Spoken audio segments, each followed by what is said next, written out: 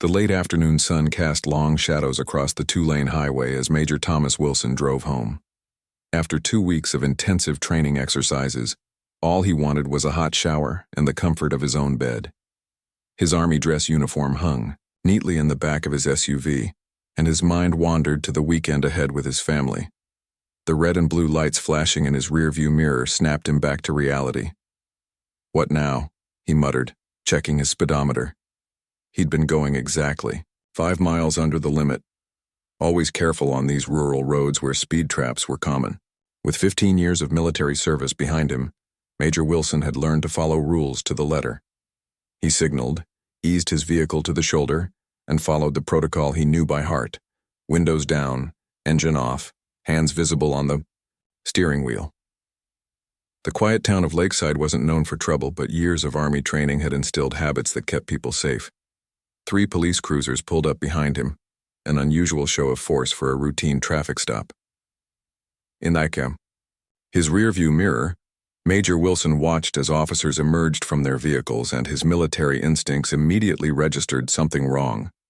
All 3 had their hands on their holsters. One already had his weapon drawn.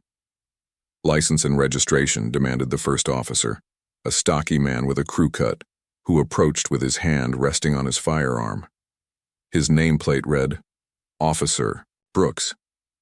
"Good afternoon, officer," Major Wilson replied calmly. "My registration is in the glove compartment and my wallet is in my back pocket. I'm going to move slowly to retrieve them, all right?" The officer didn't respond, just stared hard through mirrored sunglasses. The tension in the air thickened. "I'm going to reach for my glove compartment now," Major Wilson narrated his movements, the way he'd been taught to do in potentially volatile situations. "Just hurry up," snapped a second officer who had positioned himself on the passenger side, peering in through the window. This one was younger, maybe in his mid-20s, with a nervous energy that made Major Wilson even more cautious. As Wilson reached across to open the glove compartment, the third officer suddenly drew his weapon fully. "Hands where I can see them. Now," he shouted. Major Wilson froze, heart pounding but face composed. He'd faced combat situations that were less threatening than this roadside encounter was becoming. "Sir, I was just reaching for my registration as requested," he explained, voice steady. "I'm an Army major returning from Fort Benning. My military ID is also in my wallet." "I don't care if you're General Patton," said Officer Brooks with a sneer. "In this town, you follow orders when we give them." A pickup truck slowed as it passed, the driver clearly watching the scene unfold. Another car pulled over about 50 yards ahead, and a woman stepped out, phone in hand, recording. "Step out of the vehicle," ordered Brooks. Major Wilson complied, moving with deliberate slowness.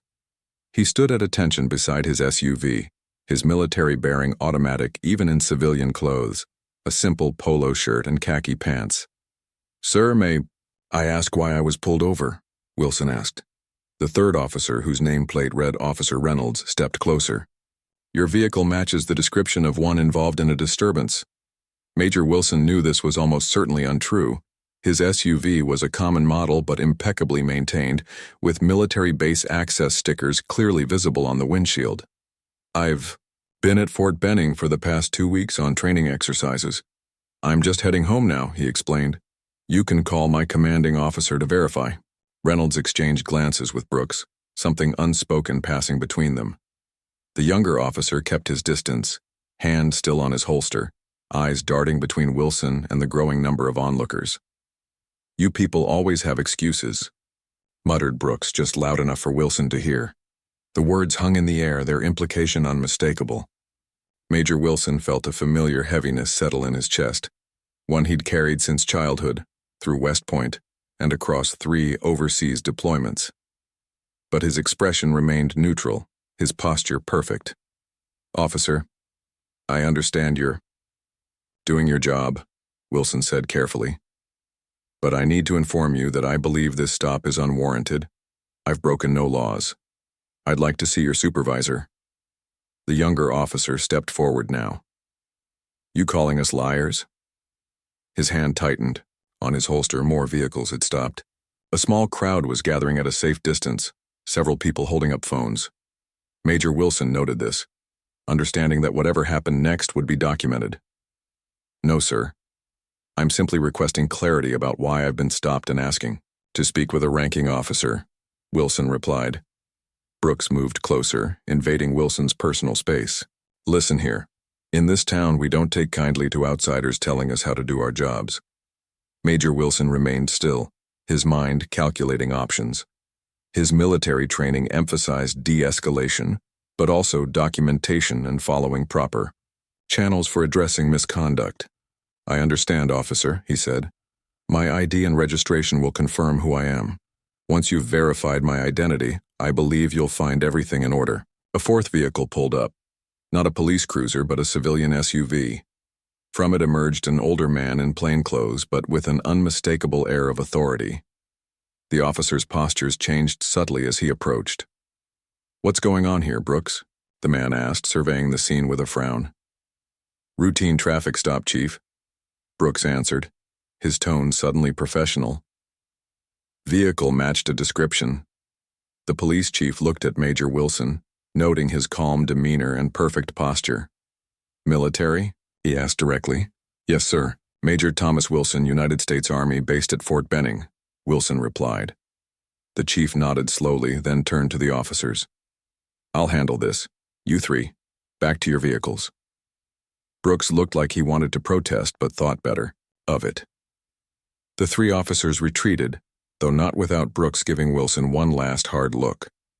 The chief approached Major Wilson, his manner completely different from his officers. "May I see your identification, Major?" "Of course, sir. My wallet is in my back pocket." The chief nodded, and Wilson slowly retrieved his wallet, extracting his military ID and driver's license. The chief examined them carefully, then handed them back. "I apologize for the inconvenience, Major Wilson. There appears to have been a misunderstanding." He glanced toward the police cruisers where his officers waited. "You're free to go, of course." But Major Wilson knew this wasn't something he could simply walk away from. The officers' behavior, the drawn weapons, the unnecessary escalation, the racial undertones, required addressing. "Sir, with all due respect, I'd like to file a formal complaint about this encounter," he said. "Your officers drew weapons during a routine traffic stop, made comments that I consider inappropriate, and escalated a situation unnecessarily."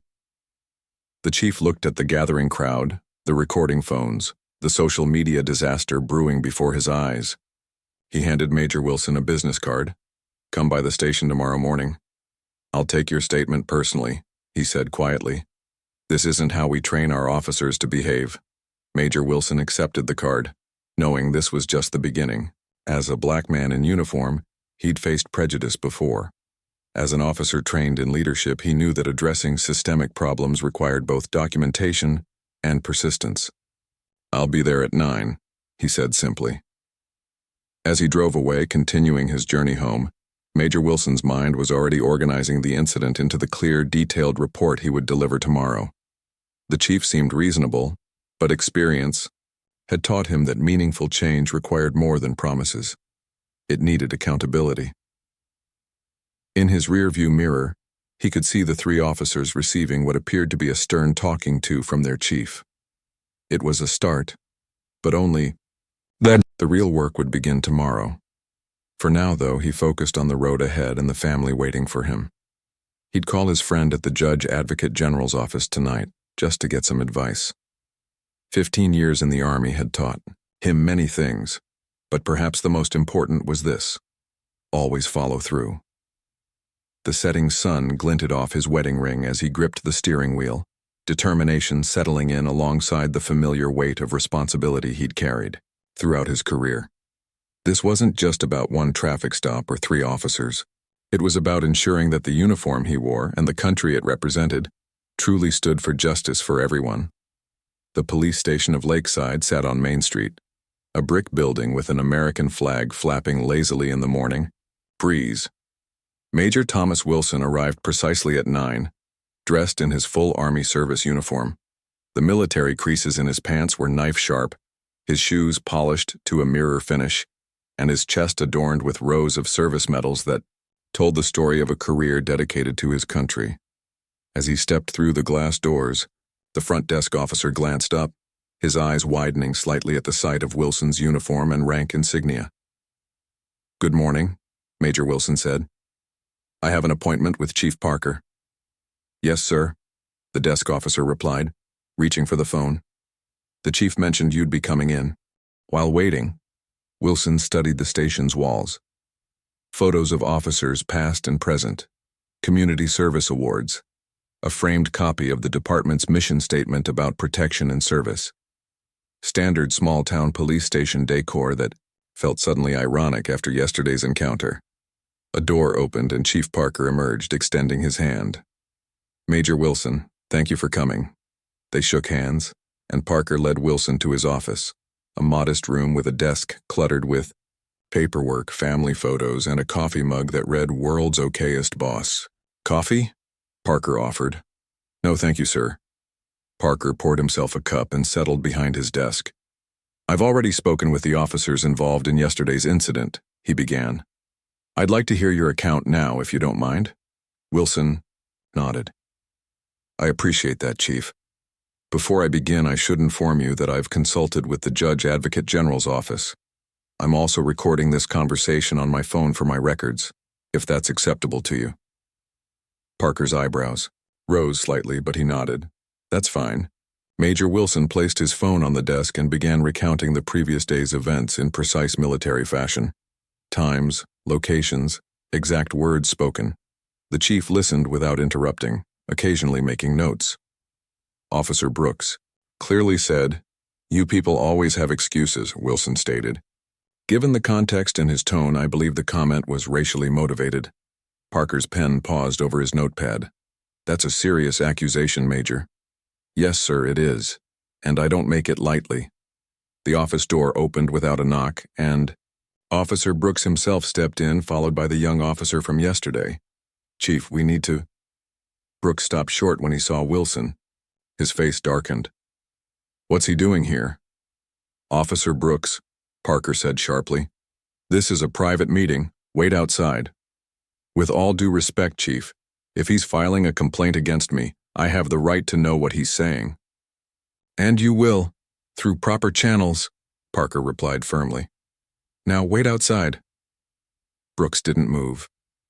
His eyes locked on Wilson's uniform, then on the medals. Something like disgust flickered across his face. "Those fancy ribbons don't mean anything here," he said. "You're just trying to intimidate us with that uniform." The younger officer shifted uncomfortably behind Brooks. "Come on, man. Let's go," he muttered. Major Wilson remained seated, his expression neutral despite the racing of his pulse. He'd faced insurgents in Afghanistan with less hostility in their eyes than what he saw in Brooks. "Officer Brooks." Chief Parker stood up, voice tight with anger. "You're out of line. Leave my office immediately or turn in your badge right now." The tension in the room stretched like a wire about to snap. Brooks finally broke eye contact with Wilson, gave a curt nod to Parker, and backed out of the office. The young officer followed, closing the door behind them. Parker exhaled slowly. "I apologize for that, Major.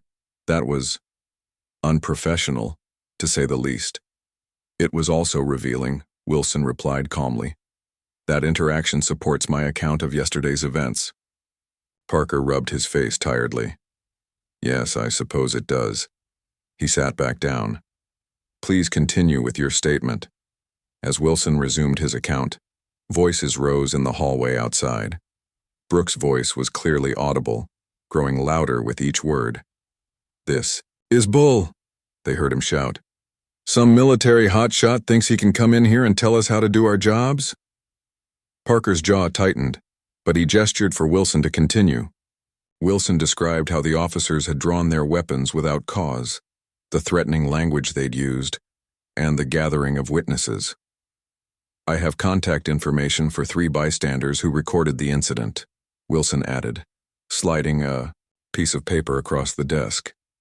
"And I believe your department's dash cams and body cameras will confirm my account." Parker picked up the paper, his expression growing more troubled. "About that?" Officer Reynolds claims his body camera malfunctioned yesterday, and Brooks says he forgot to turn his on. That's convenient, Wilson observed. And the dash cams? Being reviewed, Parker said, though his tone suggested he already knew what. They would or wouldn't show. Wilson leaned forward slightly.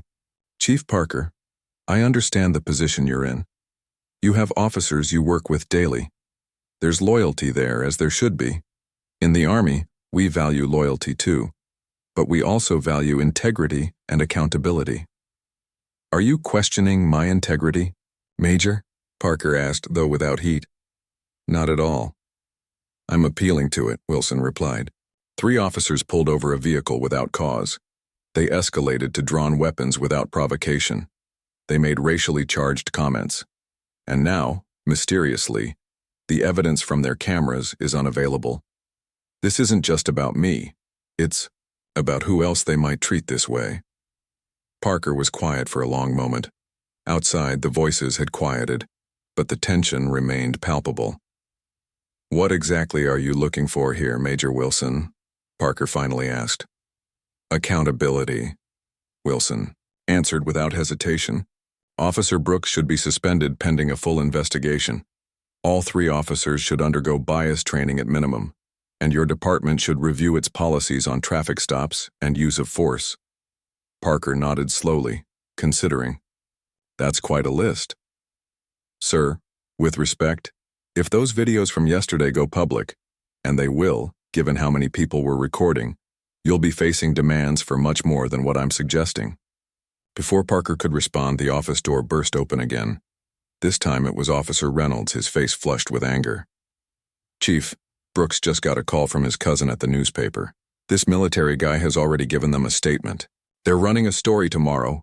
Wilson's eyebrows rose in genuine surprise. I've done no such thing. Reynolds pointed an accusatory finger at Wilson. You're trying to ruin us. You don't know what it's like out there for cops these days. Everyone's just waiting for us to make one mistake so they can... That's enough, Reynolds. Parker cut him off. Get out, now, and send Officer Davis in here. Reynolds looked like he might argue further, but something in Parker's expression stopped him. He left, slamming the door behind him. Davis is the young officer who was with them? Wilson asked. Yes, he's only been on the force for 8 months. First job out of the academy. A soft knock came at the door and Officer Davis entered, looking nervous. He was even younger up close, barely into his 20s, with a face that still held traces of adolescence. Have a seat, Davis, Parker instructed. Major Wilson is giving his account of yesterday's traffic stop. I want you to listen, and then I want to hear your version. Davis perched on the edge of a chair, eyes flicking between Parker and Wilson. Wilson briefly summarized the events again. When he finished, Parker turned to Davis. Is that an accurate account, officer? Davis swallowed hard. He stared at his hands, then at the floor, anywhere but at Wilson or his chief. Officer Davis, Wilson said gently. I was a young lieutenant once. I know what it's like to be new, to want to fit in with more experienced people. But I also learned that integrity means doing the right thing, even when it's hard.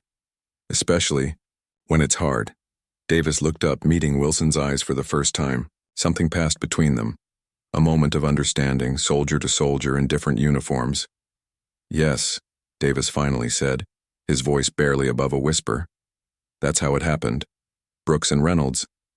They've done this before. They target certain drivers. They call it keeping the element out of Lakeside. He looked at Parker. I wanted to say something, but Parker's expression was grim. But you were new. You were scared of being ostracized. It wasn't a question. Davis nodded miserably. Thank you for your honesty, Officer Davis, Wilson said. It takes courage.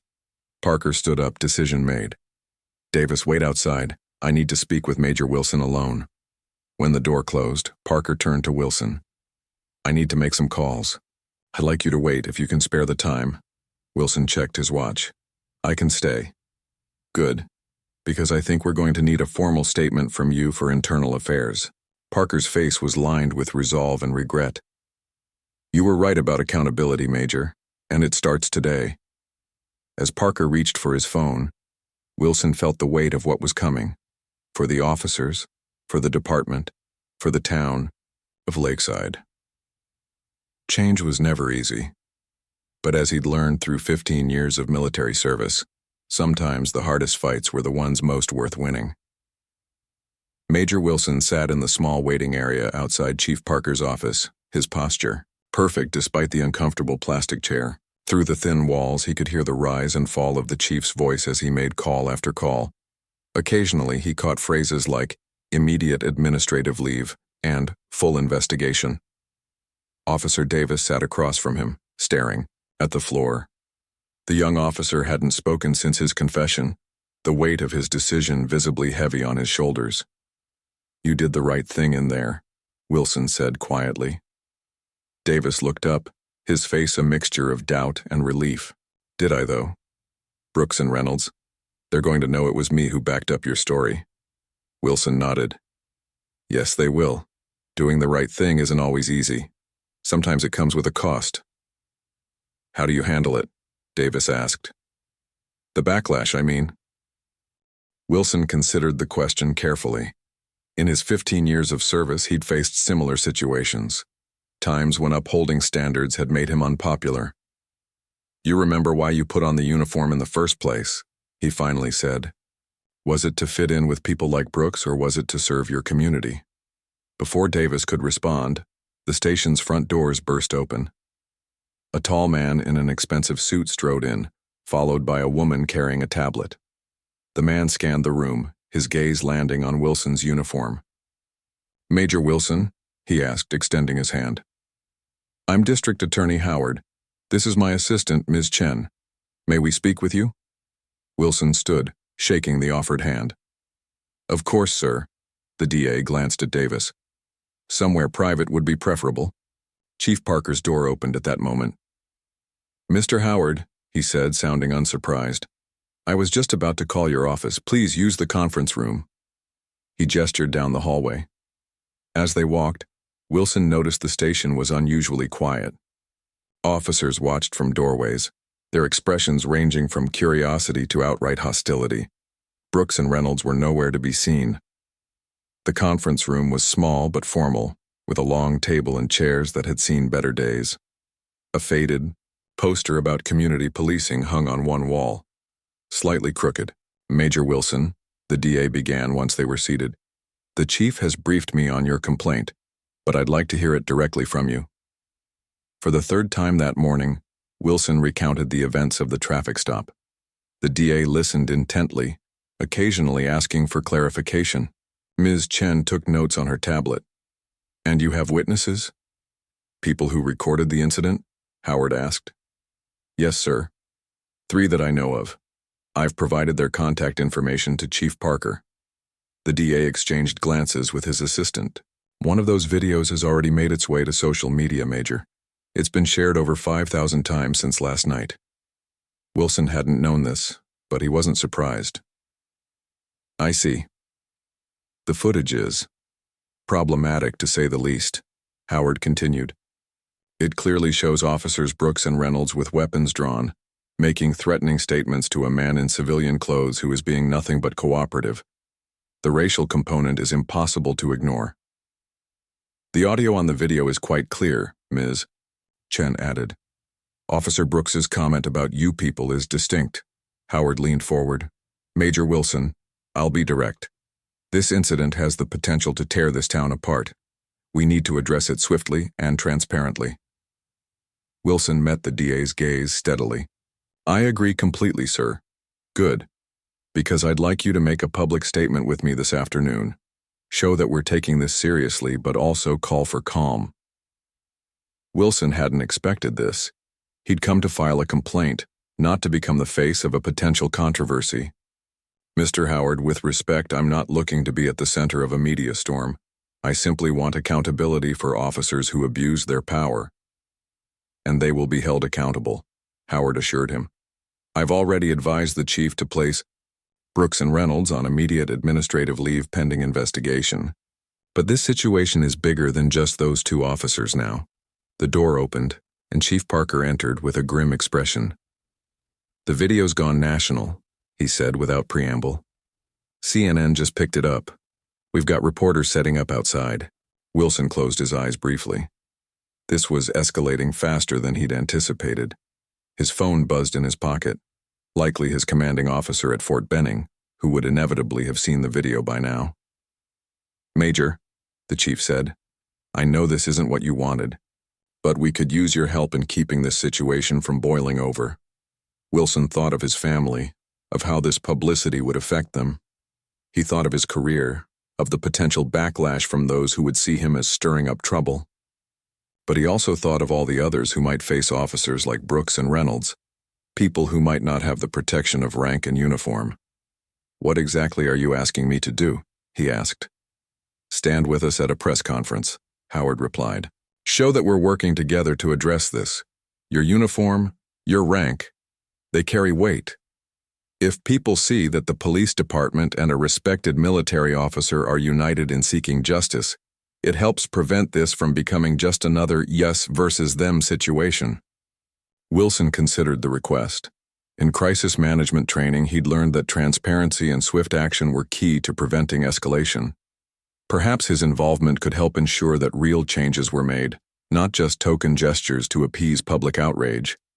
"I'll participate," he decided, "but I have conditions." Howard raised an eyebrow. "Go on."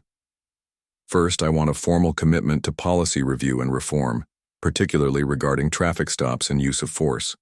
Second, I want bias training implemented, department-wide, not just for the officers involved. And third," he looked directly at Chief Parker, "I want Officer Davis protected from retaliation for his honesty today." Parker nodded slowly. "Those are reasonable requests, Major." "More than reasonable," the DA agreed.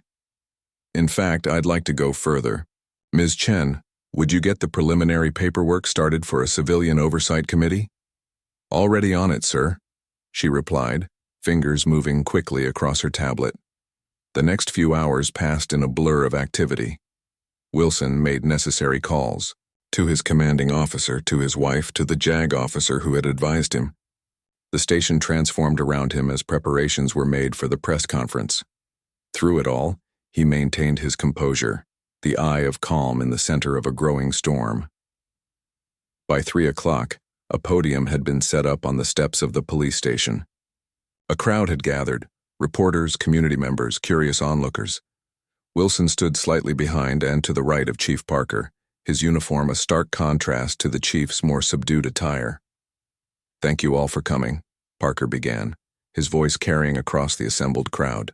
"Yesterday, an incident occurred in our town that falls far short of the standards we expect from our officers." As the chief spoke, Wilson scanned the crowd. He noticed familiar faces from the traffic stop, people who had stopped to record, who had witnessed the officer's behavior. They nodded at him in recognition, in solidarity. He also noticed the division in the crowd. Some stood with arms crossed, expressions skeptical or even angry. Others listened intently, nodding as the chief announced the suspension of Brooks and Reynolds and the formation of the Oversight Committee, a community at a crossroads. "And now," the chief said, "I'd like to introduce Major Thomas Wilson, who has agreed to work with us as we address these issues and implement necessary reforms." Wilson stepped forward to the podium, feeling the weight of the moment. He'd prepared for many things in his military career: combat, crisis management, leadership under pressure. But this was different. This was about using his position and privilege to create change that went beyond himself. "Good afternoon," he began, his voice clear and steady. "My name is Major Thomas Wilson. I've served this country for 15 years through 3 deployments overseas. I wear this uniform with pride because it represents the values I believe in: duty, honor, integrity." He paused, making eye contact with different sections of the crowd. "Yesterday, I experienced something no citizen of this country should face: having weapons drawn on them during a routine traffic stop, being subjected to threatening language, and being treated as less than equal because of the color of my skin." A murmur went through the crowd. Some nodded in understanding, others shifted uncomfortably. I could have simply filed a complaint and walked away. But that would solve nothing. Real change requires engagement, accountability, and a commitment from all parties to do better. He gestured to Chief Parker and the DA. What I've seen today gives me hope. I've seen leadership willing to acknowledge problems and take concrete steps to address them. I've seen an officer with the courage to speak truth, even when it was difficult. Wilson's gaze found Officer Davis at the edge of the crowd, still in uniform but standing apart from the other officers. This isn't about targeting police. It's about ensuring that those who carry badges and guns live up to the tremendous responsibility that comes with them. It's about making sure that equal protection under the law truly means equal. As Wilson continued speaking, he noticed something changing in the crowd. The division he'd observed earlier was still there, but it was less defined now. People were listening, really listening, to each other as well as to him. It was a small thing, perhaps. A beginning, not an end. But in that moment, standing on the steps of a small-town police station, Major Thomas Wilson felt something he recognized from the battlefield. The sense that though the fight ahead would be difficult, it was one worth waging. The press conference ended, but its effects rippled outward like stones thrown into still water. Major Wilson stood with Chief Parker and District Attorney Howard as reporters shouted follow-up questions. Camera flashes popped like miniature. Lightning strikes and news vans with satellite dishes lined the street. Major Wilson, will you be filing a civil rights lawsuit? Chief Parker, were these officers involved in previous complaints? DA Howard, will there be criminal charges? The DA raised his hands, calling for quiet. We'll be taking no further questions today. A detailed press release will be issued tomorrow morning. As the crowd reluctantly began to disperse, a middle-aged woman approached Major Wilson. She had a warm face lined with years of worry and wisdom, and she carried herself with quiet dignity. Major Wilson, she said, extending her hand. I'm Councilwoman Patricia Bell. I chair the Public Safety Committee for our town council. I'd like to personally thank you for how you've handled this situation. Wilson shook her hand. Thank you, ma'am, but I'm just doing what I believe is right. That's precisely why I'm thanking you, she replied. Too often these incidents become nothing but finger-pointing and defensiveness on all sides. You've helped create space for actual change. She handed him a business card. I'd like you to consider joining our committee as a civilian consultant as we move forward with reforms. Before Wilson could respond, his phone rang. The caller ID showed it was Colonel Harrison, his commanding officer. Excuse me, I need to take this, he said to the councilwoman who nodded understandingly. Wilson stepped away, straightening his posture automatically as he answered. Sir. Wilson. The colonel's voice was gruff but not unkind. I'm watching you on CNN right now. Quite a situation you found yourself in. Yes, sir. It's escalated rather quickly. That tends to happen when 3 officers pull guns on a man in civilian clothes who turns out to be a decorated Army major, Harrison said dryly. The Pentagon's getting calls. So is the governor. This is becoming a bigger deal by the hour. Wilson sighed. That wasn't my intention, sir. I know that, son. But intentions don't always dictate outcomes. There was a pause. The general wants to know if you need anything. Support, resources, legal counsel, whatever you require. The offer surprised Wilson. He had expected questions, perhaps concerns about negative publicity, but not this immediate show of support. Please thank the general for me, sir.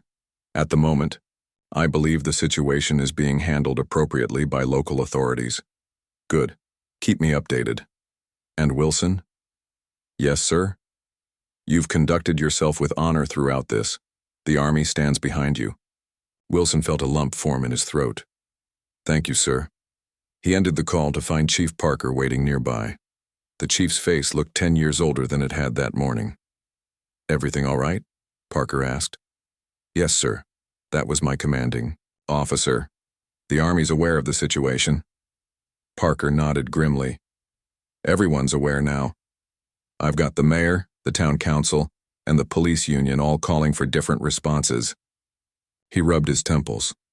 Brooks and Reynolds are claiming you provoked them, by the way, saying you were confrontational and refused to follow lawful commands. The videos show otherwise, Wilson pointed out. Yes, they do. Which is why we're in this mess. Parker gestured toward the station. Let's continue this inside. The media circus is just getting started, and I could use a moment of peace. Back inside the station, the atmosphere had changed dramatically from that morning. Officers moved with wary efficiency, casting uncertain glances at their chief and the uniformed major, who had upended their world in less than 24 hours. Parker led Wilson to the conference room, where D.A. Howard was already seated with Ms. Chen and Councilwoman Bell, who had apparently been invited to join them. Major, we've been discussing next steps, Howard began. The video evidence, combined with Officer Davis's statement and the witness accounts, gives us more than enough to justify immediate action. The union rep called, Parker added. He's on his way, but I've already informed him that Brooks and Reynolds are suspended without pay pending the outcome of the investigation. Wilson nodded. And Officer Davis? Reassigned to administrative duties for his own protection, Parker said. Though between us, he's asked about transfer possibilities. Can't blame him, Councilwoman Bell commented. The thin blue line can become a noose for officers who cross it. An uncomfortable silence followed her words. There's something else you should know, Ms. Chen said, sliding her tablet across the table to Wilson. Social media is exploding with this story. Your name is trending nationally. Wilson looked down at the screen, scrolling through a seemingly endless stream of posts. Some called him a hero. Others questioned his motives or defended the officers.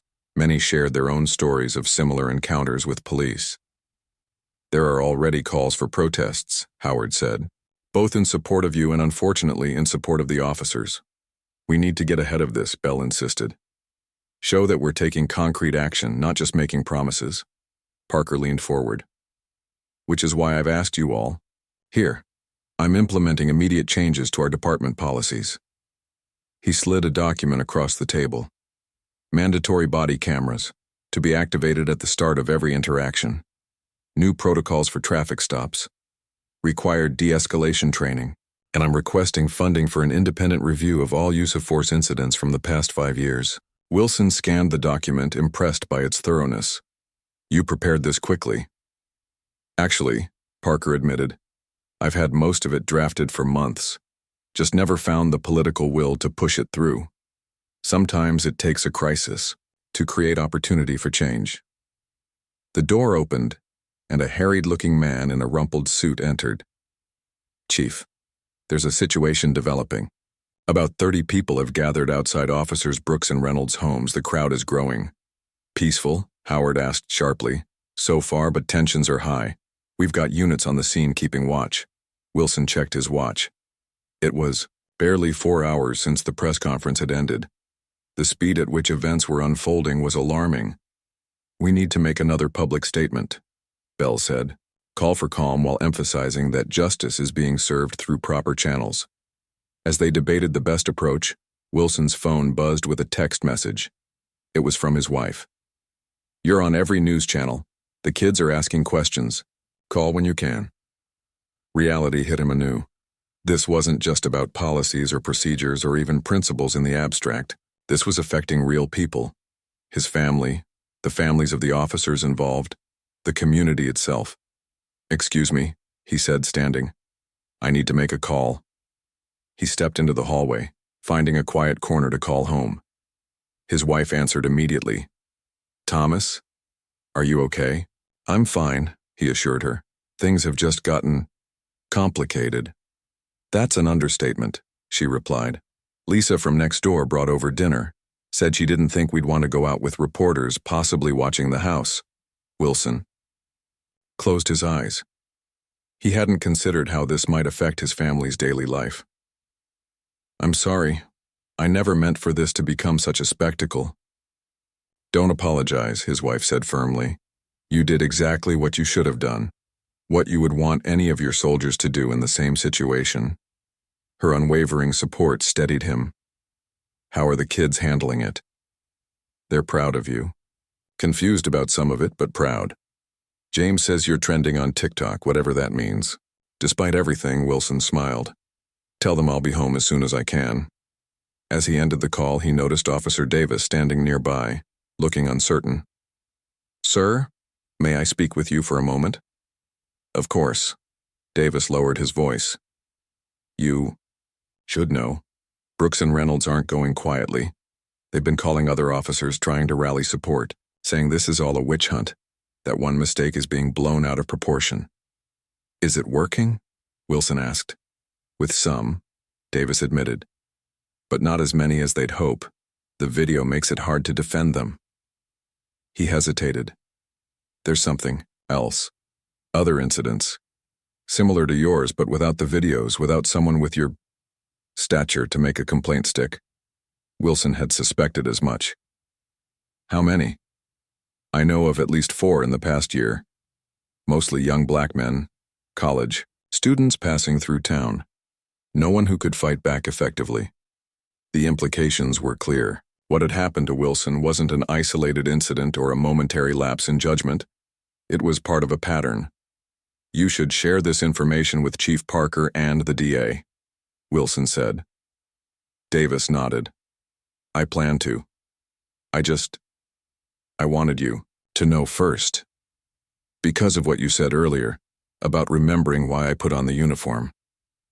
A commotion from the front of the station interrupted them. Raised voices, the sound of multiple people entering.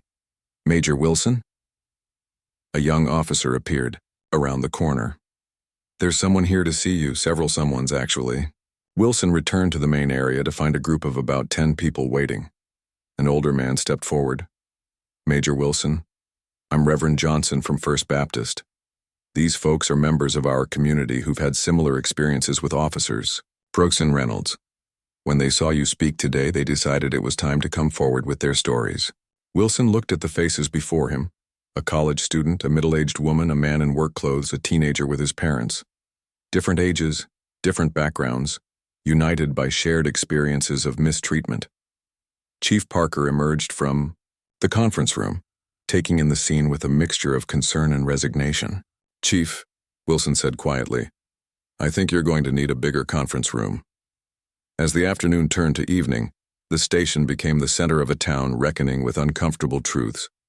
More people arrived, to share stories, to show support, to demand answers. News crews set up lights in the parking lot. Phone lines rang constantly. In the midst of it all, Wilson received another text, this one from Colonel Harrison. "The general just got off the phone with the governor. This is now a statewide priority. Whatever resources you need, you've got them." Wilson looked around, at the activity swirling around him, the chief organizing interview schedules, the DA taking statements, Davis bringing coffee to rattled witnesses, Councilwoman Bell coordinating with community leaders. 24 hours ago, he'd been driving home from a training exercise, thinking about nothing more complicated than a hot shower and a good meal. Now he found himself at the center of what was rapidly becoming a movement for change. It wasn't a role he had sought, but as he'd told Davis earlier that day, sometimes doing the right thing came with unexpected consequences. The challenge now was to ensure those consequences led to positive change rather than deeper division. 3 months had passed since that fateful traffic stop. The small town of Lakeside had changed in ways both visible and invisible. Major Thomas, Wilson stood at the podium in the town hall meeting room, surveying the packed audience before him. "When I first came before you 90 days ago," he began, "we were a community in crisis. Today we gather to mark progress and commit to continuing the work we've started together." The crowd was diverse: citizens, officials, officers in uniform, community leaders, and media representatives who had followed the story from its explosive beginning to this moment of reflection. Behind Wilson sat Chief Parker, looking both older and somehow lighter than he had during those tense early days. Beside him was Councilwoman Bell, whose Public Safety Committee had become the driving force behind reform efforts. Officer Davis, no longer the nervous rookie but now an emerging leader within the department, sat with a group of officers who had embraced the changes rather than resisted them.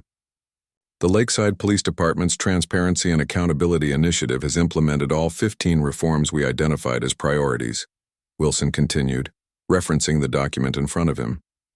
Body cameras are now standard for all officers on duty.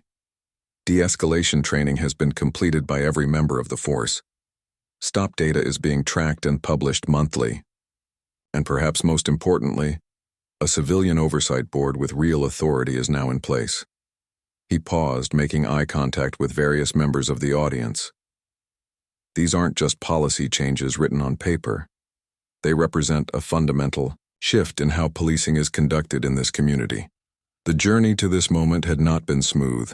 The weeks following the incident had seen protests, counter-protests, heated town hall meetings, and painful reckonings. Officers Brooks and Reynolds had not gone quietly. They had hired attorneys, given interviews claiming victimhood, and rallied supporters who believed they were being sacrificed to political correctness.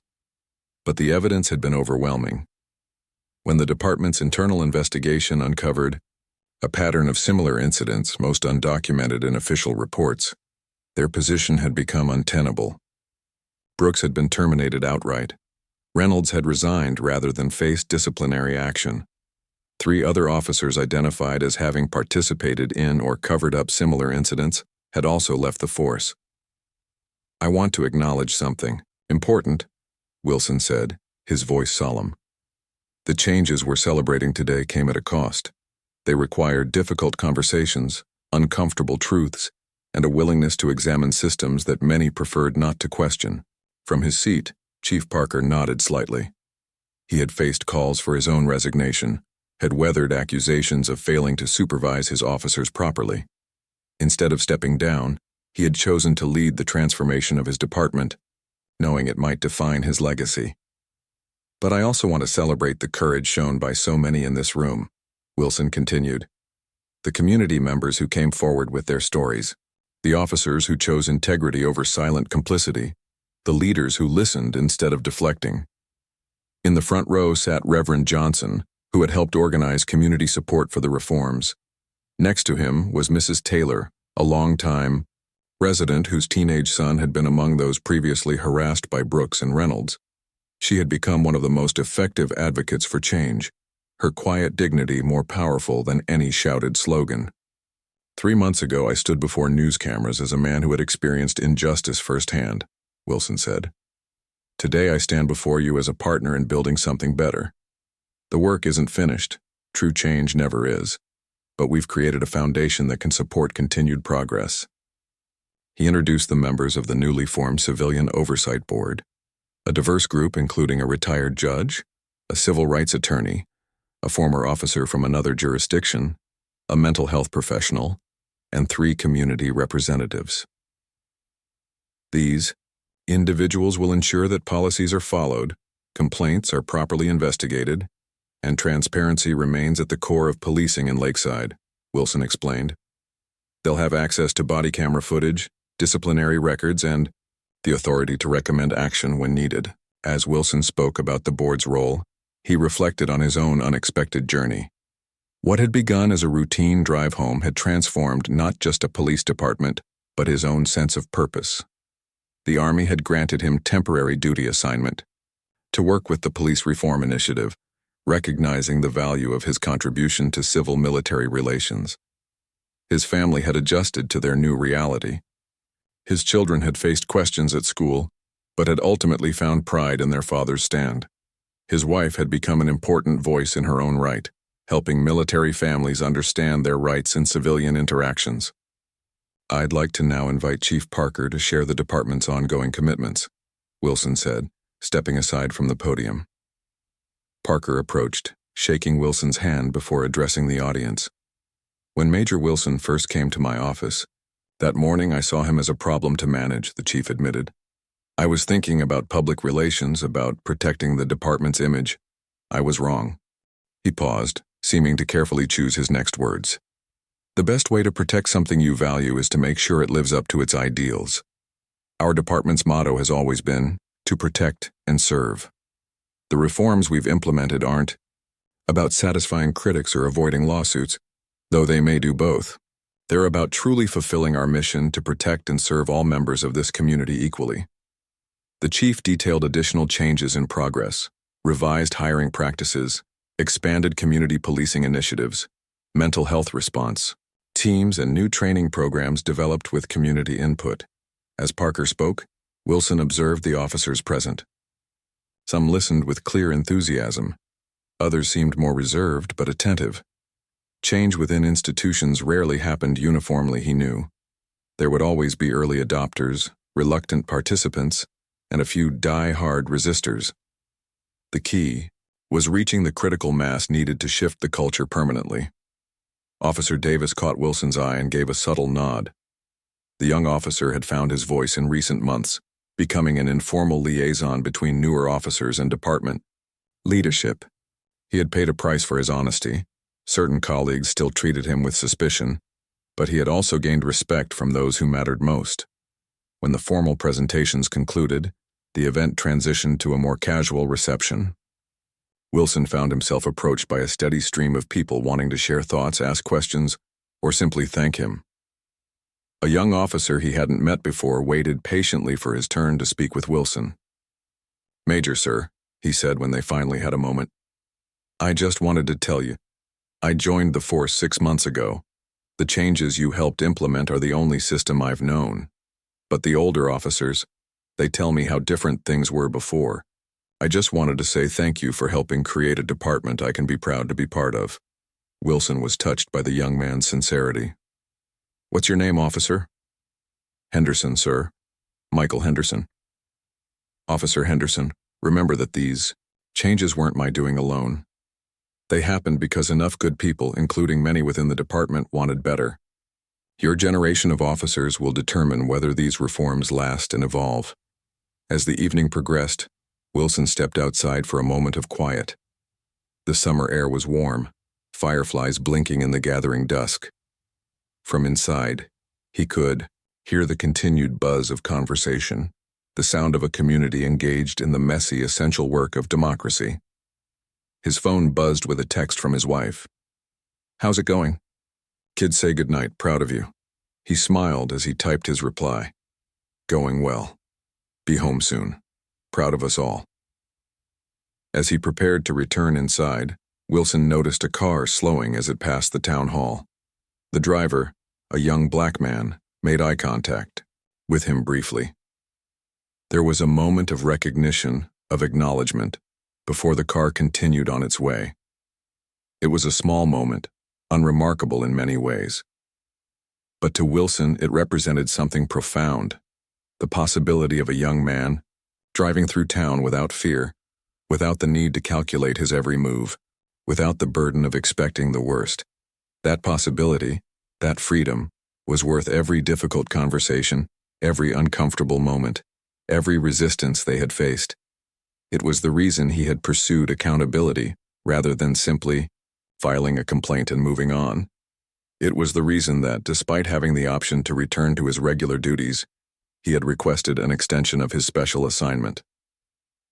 Wilson took a deep breath and went back inside, ready to continue the work. The changes they had made in Lakeside were meaningful, but they were just one small victory in a much larger struggle.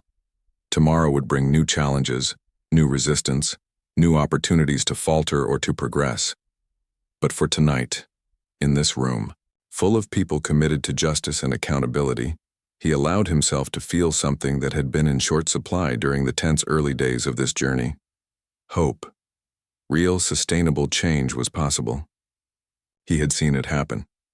Not through dramatic gestures or fleeting outrage, but through persistent effort, through coalition building, through the unglamorous work of policy revision and implementation. It wasn't the kind of story that typically made headlines. The media presence had dwindled as the initial controversy faded, but the work continued, day by day, decision by decision, conversation by conversation, and in that steady, determined progress, Major Thomas Wilson had found a new way to serve.